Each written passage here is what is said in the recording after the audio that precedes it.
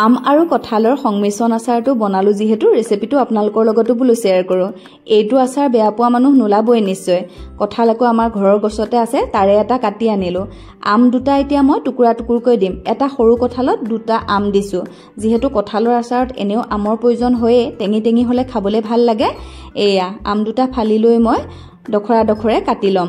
চুকা ৰ'দ থাকুতেই বুলো ৰাতিপুৱাই মই আচাৰৰ যোগাৰটো আজি কৰি লৈছো। দখৰা দখৰে এনেকে ধৰণে কাটিছো। ইমানটো জোখৰ হলে মানে ভাল হয়, যিহেতু আমি কঁঠালৰ টুকুৰাও এনেকৈয়ে কৰিম।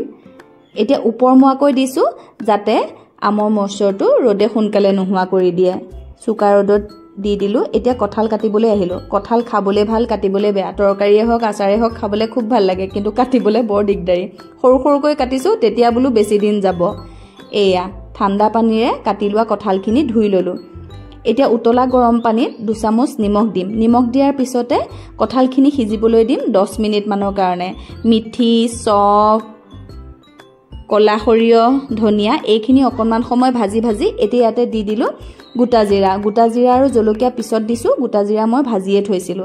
তাৰ পিছতে এইফালে কঁঠালখিনি চালো সুন্দৰকৈ সিজি গৈছে। 10-12 মিনিটৰ ভিতৰত সুন্দৰকৈ সিজিয়ে আহে। এতিয়া চালনী এখনত মেলি লৈ ৰ'দত দিমগৈ। আম দিয়া কাষতে কঁঠালখিনিও দি থৈ আহিলো। এয়া আমৰ মইশ্চাৰ প্ৰায় নোহোৱা হৈছে। এতিয়া মছলাখিনি বটি ল'ম। কেৰাহীত মই তেল উতলাই ললো 2 বাটিমান জোখাৰে। কলা জিৰা, ৰঙা গুড়া, হালধি আৰু অকণমান আজৱাইন দিম। লগতে বটি লোৱা মছলাখিনি।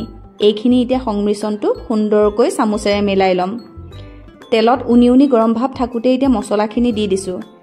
নিমখ দিম 2 চামুচ, যিহেতু আচাৰত আমাক নিমখ অকণমান বেছিকৈ লাগিব।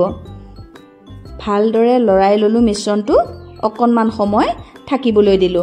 এইফালে চালো আম আৰু কঁঠাল সুন্দৰকৈ মইশ্চাৰ এৰিছে।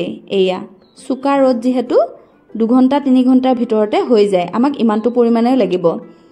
এতিয়া মছলা মিশ্ৰণটো চালো 15-20 মিনিট থোৱাৰ পিছত সুন্দৰকৈ যিকণ গৰম ভাৱ আছিলে এয়া তাতে দি দিলো আম। ভালদৰে লৰাই লৈ এতিয়া ইয়াতে দি দিম কঁঠাল।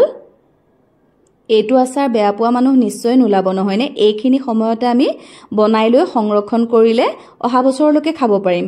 এতিয়া পেন এখনতে অকণমান চফ গৰম কৰি ললো। ভিনেগাৰ দিছো সৰু বাটিৰে 1 বাটি। ভিনেগাৰ দিলে সুন্দৰ হৈ থাকে বহুত দিনলৈকে।